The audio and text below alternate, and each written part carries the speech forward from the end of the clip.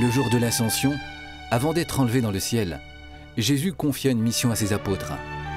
Allez donc de toutes les nations, faites des disciples, baptisez-les au nom du Père, du Fils et du Saint-Esprit. Et apprenez-leur à garder tous les commandements que je vous ai donnés.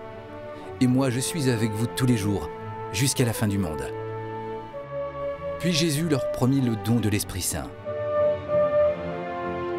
Du mont des Oliviers, les apôtres retournèrent alors à Jérusalem.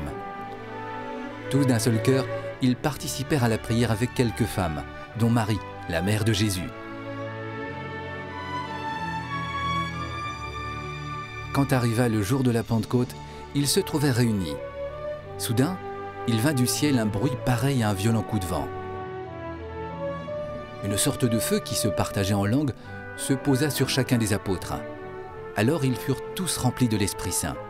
Ils se mirent à parler en d'autres langues et chacun s'exprimait selon le don de l'Esprit. La foule des gens rassemblés était dans la stupéfaction parce que chacun d'eux les entendait parler sa propre langue. Déconcertés, émerveillés, ils disaient « Ces hommes qui parlent ne sont-ils pas tous des Galiléens ?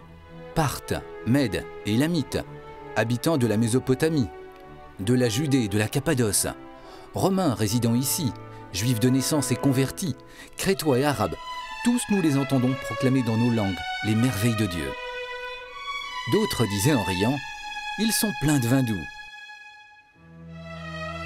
Alors Pierre, debout, dit d'une voix forte « Habitants de la Judée, et vous tous qui séjournez à Jérusalem, comprenez ce qui se passe aujourd'hui.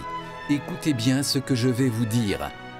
Jésus, que vous avez crucifié, Dieu l'a ressuscité. Il a fait de lui le Seigneur et le Christ. » Ceux qui l'entendaient furent remués jusqu'au fond d'eux-mêmes. Ils dirent à Pierre et aux autres apôtres « Frères, que devons-nous faire ?»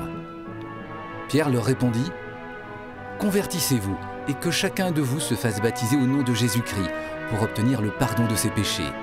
Vous recevrez alors le don du Saint-Esprit. » Ceux qui avaient accueilli la parole de Pierre se firent baptiser. La communauté s'augmenta ce jour-là d'environ 3000 personnes. Ce fut le commencement de l'Église. Des disciples partirent aux 4 coins du monde pour proclamer la résurrection et fonder des communautés chrétiennes.